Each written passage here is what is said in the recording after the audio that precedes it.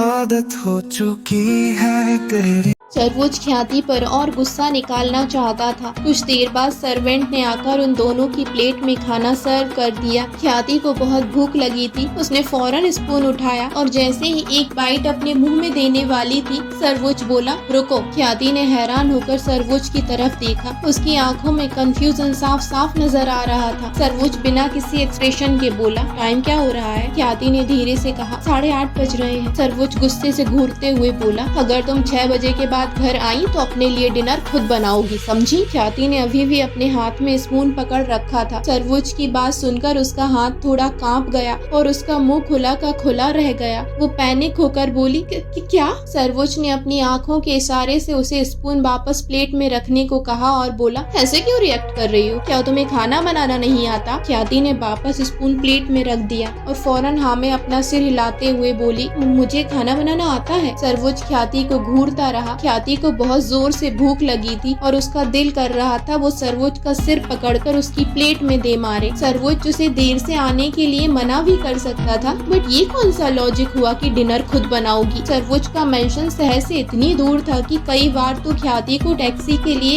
एक घंटे तक वेट करना पड़ता था और एक्स्ट्रा पैसे देने के बाद भी उसे टैक्सी नहीं मिलती थी। वो जानबूझकर तो लेट नहीं आती थी। सर्वोच्च ने ख्याति के ऊपर से 1 सेकंड के लिए भी अपनी नजरें नहीं हटाई और बोला, जाओ और जाकर खाना बनाओ। ख्याति को पहले ही भूख लगी थी। उस पर सर्वोच्च की हरकतें उसे गुस्सा दिला रही थी। वो फौरन चेयर से उठकर खड़ी हो गई। उसे बिल्कुल भी समझ में नहीं आ रहा था कि आखिर इस सनकी को हुआ क्या है। उसका दिल कर रहा था वो प्लेट में रखा सारा खाना उठाकर सर्वोच्च के मुंह में ठूंस दे। कुछ ही देर के लिए सही, कम से कम उसका मुंह तो बंद हो जाएगा। वो उठकर किचन की तरफ चली गई। ख्याति के जाते ही सर्वोच्च ने पानी का गिलास उठाकर पूरा एक सांस में गटक लिया। सर्वोच्च का अब खाना खाने का जरा सा भी मन नहीं था। इनफैक्ट उसका तो ख्याति को चूमने का मन था। वो ख्याति को बेड पर ले जाकर जी भर के प्यार करना चाहता था, बट वो ख्याति के साथ जबरदस्ती करने का इरादा नहीं रखता था। ख्याति ने जैसे ही किचन में एंटर किया, ये एक बड़ा सा मॉड्यूलर हाईटेक लग्जरियस किचन था, लेकिन ख्याति को ऐसा लग रहा था जैसे वो किसी दूसरे प्लानेट पर आ गई हो। ऐसा नहीं था कि ख्याति ने पहले कभी किचन में कदम नहीं रखा था, लेकिन इससे पहले वो सिर्फ किचन में फ्रिज से पानी, आइसक्रीम और चॉकलेट लेने के लिए ही जाती थी। उसने कभी खाना नहीं बनाया था। इनफैक्ट उसका किचन और खाना बनाने जैसे किसी भी काम से कोई रिश्ता नहीं था। ख्याति को बिल्कुल भी समझ में नहीं आ रहा था कि वो कहाँ से शुरू करे। उसकी एक फरमाइश पर 10 नौकर उसके सामने हाजिर हो जाते थे। उसे क्या ही जरूरत थी कभी खाना बनाने की। राधिका ख्याति के पास आ गई और बोली, मैडम आप क्या बनाएंगी? ख्याति ने कुछ देर सोचा और फिर उसने राधिका से ही पूछा, सबसे जल्दी और आसानी से क्या बन जाता है? ख्याति के एक्सप्रेशन देखकर ही राधिका को समझ में आ गया था उसे खाना बनाना नहीं आता। हालांकि वो सर्वोच्च की मर्जी के बगैर ख्याति की हेल्प करने की हिम्मत बिल्कुल भी नहीं कर सकती थी। उसने धीरे से कहा, नूडल्स। नूडल्स सुनकर ख्याति के फेस पर हल्की सी स्माइल आ गई। उसने पहले भी नूडल्स खाया था। उसे बिल्कुल भी नहीं लगा कि नूडल्स बनाना मुश्किल होगा। सर्वोच्च खाने का बहुत शौकीन था। उसे हमेशा ही नई नई डिश ट्राई करना पसंद था। उसने अपने किचन में वर्ल्ड के टॉप 5 होटल के 5 मास्टर शेफ को हायर कर रखा था, जिनकी सैलरी लाखों में थी। ख्याति के किचन में एंटर करते ही पांचों हाथ बांधकर एक तरफ खड़े हो गए। ख्याति ने उनकी तरफ देखकर जबरदस्ती स्माइल पास की। हालांकि उसका रोने का मन कर रहा था और उसे इतनी जोर से भूख लगी थी, उसके पेट के चूहों ने कूद कूद कर सुसाइड कर लिया था। ख्याति मन ही मन कुड़ने के अलावा कुछ भी नहीं कर सकती थी। सर्वोच्च नाम के मॉन्स्टर ने उसके मुंह के आगे से थाली जो छीन ली थी। पहले तो ख्याति को लगा था कि आसपास खड़े सर्वेंट उसकी हेल्प करेंगे, लेकिन 5 मिनट इधर उधर देखने के बाद ही उसे समझ में आ गया कि ऐसा कुछ भी नहीं होने वाला। तभी सर्वोच्च की गुस्से भरी आवाज डाइनिंग हॉल में गूंज गई और उसने सारे मास्टर शेफ को किचन से बाहर भगा दिया। अब वहाँ सिर्फ राधिका और कुछ दूसरी फीमेल सर्वेंट के अलावा ख्याति ही बची थी। राधिका ने सामान उठाने में उसकी हेल्प की। ख्याति ने जल्दी से एक एप्रन पहन लिया, एक फ्राइंग पैन लेकर उसे गैस पर रख दिया, फिर उसने पानी डालकर उसमें नूडल्स डाल दिए। ख्याति ने कैबिनेट में लगे